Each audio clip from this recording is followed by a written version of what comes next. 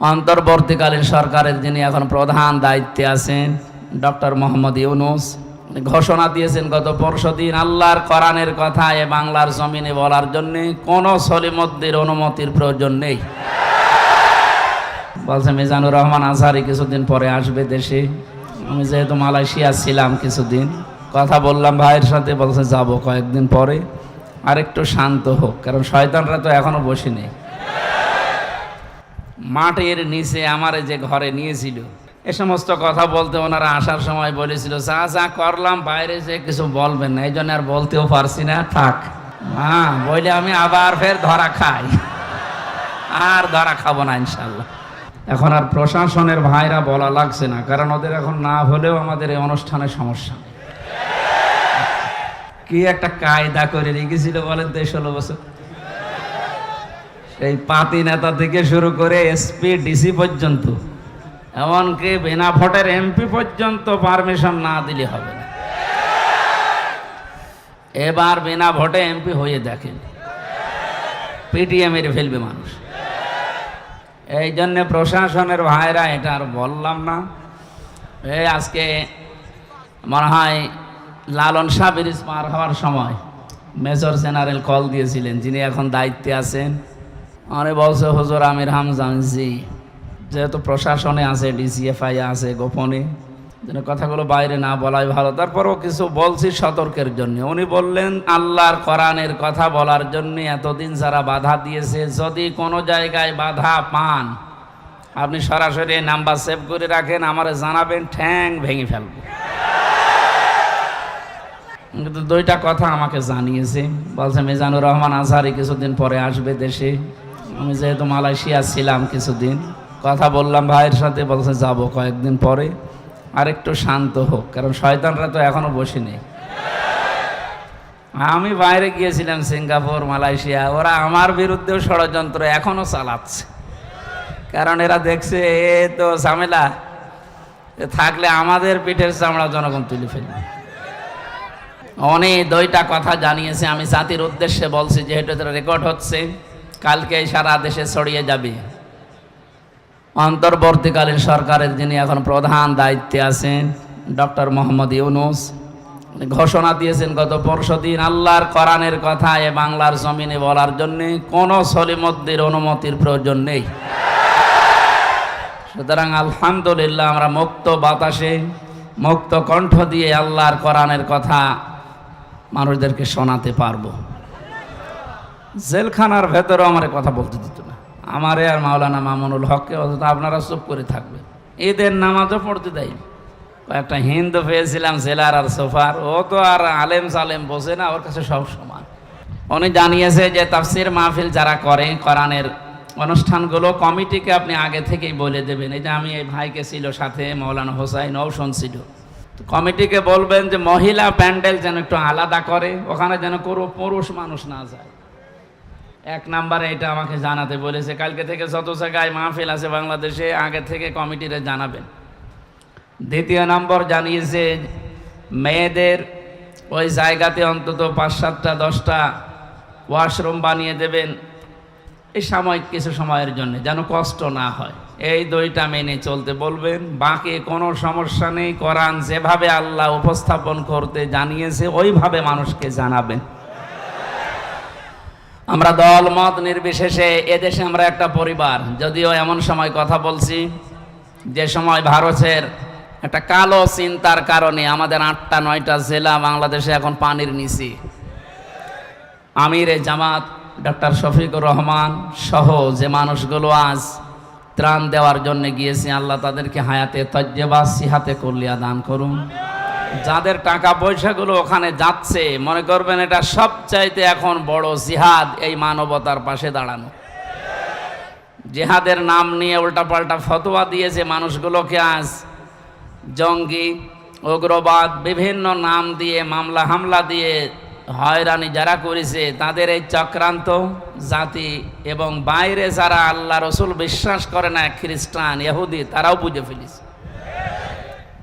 Counter terrorism নামে যে বিভাগটা ছিল, এরা আন্দাজে ভালো মানুষ বাড়ি থেকে ধরে এ বোমা মারিয়েছি, এ জঙ্গি, এই নাম দিয়ে, বিশেষ করে যে মনিরুল, এটা একটা টাটকা নির্ভেজাল শয়তান।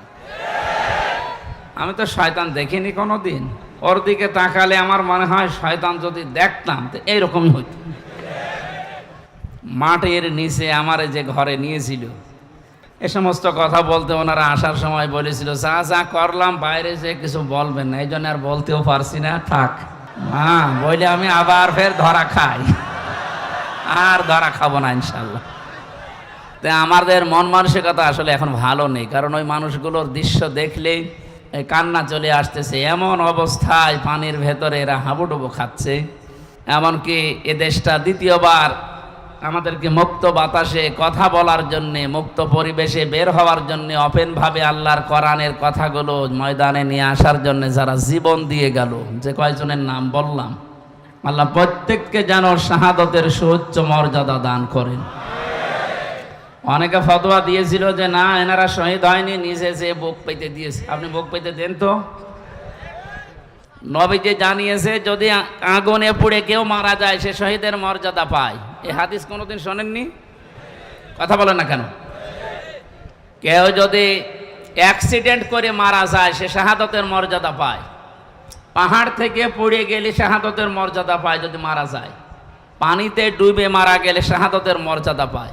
দেওয়াল চাপা পড়ে মরলে শাহাদতের মর্যাদা পায়। আর জালেমের জুলুমের সামনে নিজের জীবনটা দিয়ে গেল, আর আপনি শহীদ বলতে রাজি না। আপনি কি করেছেন ইসলামের জন্য? খালি মুসলমানদেরকে ডিভাইডেড করান আর ফতোয়াবাজি ছাড়া তো আপনার কোনো কাজ দেখি না।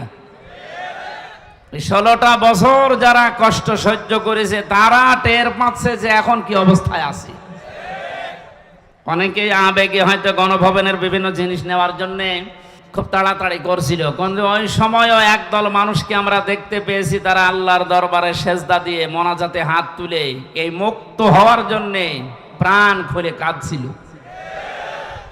এই জন্য যারা ফতোয়াবাজি করছেন যে আবু সাইদ মুগ্ধ, এরা শহীদ হয়নি, এরা আত্মহত্যা করেছে, আপনার ইমান চলে গেছে, কারণ আপনি কোরআনের বিরুদ্ধে কথা বললেন।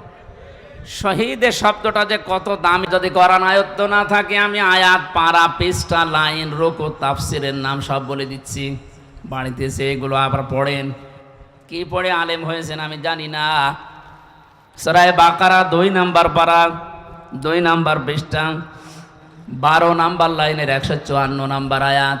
ফি জিলালিল কোরআন, সাজ্জিদ কুতুব দিয়েছেন এই বর্ণনা, বানিয়ে বলছি না, দেখে এসেছি।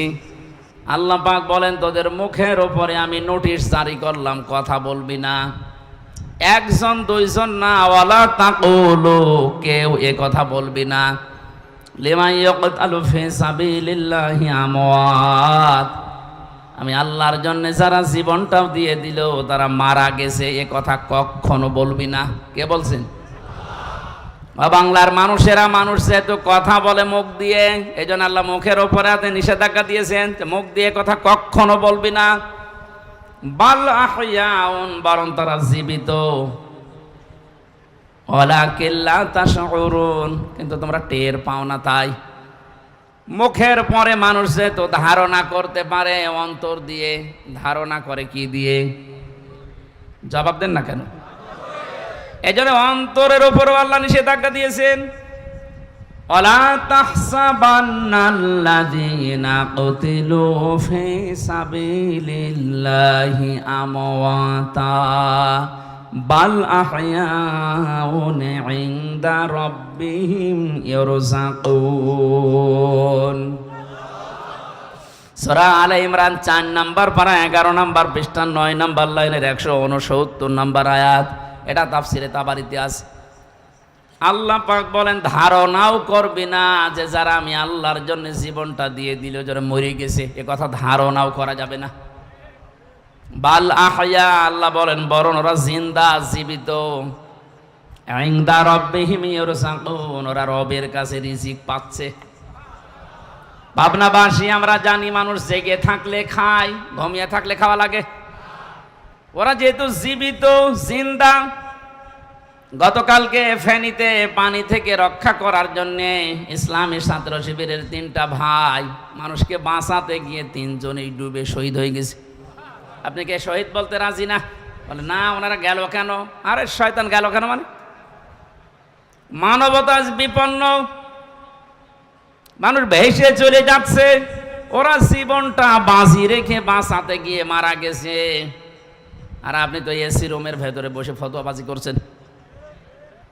শায়েখ আহমদুল্লাহ, ডক্টর আব্দুল হাই সাইফুল্লাহ, এই সমস্ত মানুষগুলো আজ যা করছে, এইরকম যদি এই দেশে যত নামধারী আমরা আলেম আছি সব যদি এগিয়ে যেতাম, আমার মনে হয় এই বানভাসী মানুষের কিছুটা হলেও কিছু উপকার হতো। আমরা কুষ্টিয়া, পাবনা, মেহেরপুর এই সমস্ত জেলাগুলো একটু উঁচা, তো পানি তো কি টের পান না।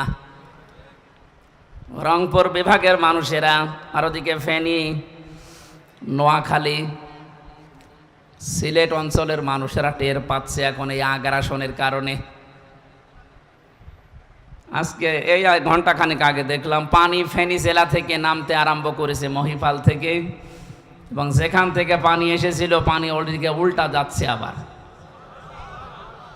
এই যে লক্ষ লক্ষ মজলুমদের এখন চোখের পানি। গত রাতে আমি তাহাজ্জুদের নামাজ পড়ে আল্লাহকে কান্নাকাটি করে বলেছিলাম, আল্লাহ সকাল হতে হতে যেন একটা সুসংবাদ শোনা যায় যে পানি থেকে মানুষ মুক্ত হচ্ছে। দোয়া আমার মনে হয় এই পাবনা জেলায় পার হতে হতে দোয়া কবুল হয়ে গেছে, কারণ নবীজি জানিয়েছেন ইত্তাকি দাওয়াতাল মাজলুম, মজলুমের বরদোয়া থেকে নিজেকে বাঁচিয়ে রাখবা। ফাইন্নাহা লাইসা বাইনাহু ওয়া বাইনাল্লাহি হিজাব, মজলুমের ভেতরে আর আল্লাহর ভেতরে কোনো পার্থক্য থাকে না, ও দোয়া করলেই কবুল হয়ে যায়। এই জন্য মজলুমের চোখের পানি যত পড়ছে, আল্লাহ রাব্বুল আলামিন আমার মনে হয় দোয়া কবুল করে এই বানভাসী মানুষদের দুঃখ কষ্ট লাঘব করছে। ইতিহাস যেটা পড়েছি, ফেরাউন ধ্বংস হওয়ার পর এবং হস্তি বাহিনীর যে নাম শুনি আমরা, কাবা ঘর ভাঙতে এসেছিল, পৃথিবীর বড় বড় জালেম দুনিয়ায় যারা বিদায় নিয়েছে, এরা বিদায় নেওয়ার পরে কয়েকটা চিহ্ন নিদর্শন পৃথিবীর মানুষ দেখেছে। তার ভেতরে এই বৃষ্টি একটা, পানি একটা, বন্যা একটা, যাই বলেন, এগুলো একদিন, 2 দিন, 5 দিন, 40 দিন একাধারে স্থায়ী হওয়ার কারণে ওই এলাকাকে আল্লাহ এমন ভাবে উর্বর করে দিয়েছে, ওদের অভাব অনটন আল্লাহ ওইটার কারণে দূর করে দিয়েছে। সুতরাং আপনারা ক্ষতি করার জন্য যেটা করছেন, এটা আমাদের উপকার হবে ইনশাআল্লাহ। আজকে এই যে নাটোর থেকে আমার সাথে এক ভাই উঠলো, কি মাওলানা মোজাম্মেল হক, উনি আসার সময় বলছিল আমারে রেখেছিল জেলখানার ফাঁসির কন্ডেম সেলের ভেতরে। আমি যে 3 বছর ছিলাম, আমার সাধারণভাবে দেয়নি, ওই ঘরের ভেতরে 24 ঘন্টা তালা লাগানো। উনি বলছিল ভাই আপনার উপকার হয়েছে, কারণ ওয়ার্ডে থাকতে দিলে সারাদিন এই গল্প স্বল্প সময় কেটে যেত। আপনি যেহেতু সময় পেয়েছিলেন, একটু পড়াশোনা করতে পেরেছেন, আলাদা একটা এবাদত করে স্বাদ পেয়েছেন। আসলেও ঠিক, ওরা চেয়েছিল আমারে কষ্ট দিতে, যোগাযোগ বিচ্ছিন্ন করে। আল্লাহ আমারে কোরআনে কারিমের সাথে সম্পর্ক তৈরি করার জন্য সময়টা আমাকে উপহার দিয়েছে। কষ্ট হয়েছে স্ত্রী, সন্তান, মা বাবা থেকে বিচ্ছিন্ন থাকার কারণে, কিন্তু উপকার হয়েছে। আমি যে তথ্যগুলো কোরআনে কারিম থেকে, ওখানে 76 জন আলেম আমরা ছিলাম, একে অন্যের কাছে যা যা নিতে পেরেছিলাম, ওইগুলো এখন আরও লেখাপড়া বাড়িয়ে জাতির কাছে আমি এখন মন খুলে ডেলিভারি দিতে পারবো। আল্লাহ যেন আমাকে তৌফিক দেন, আমার শরীরটা সুস্থ রাখেন।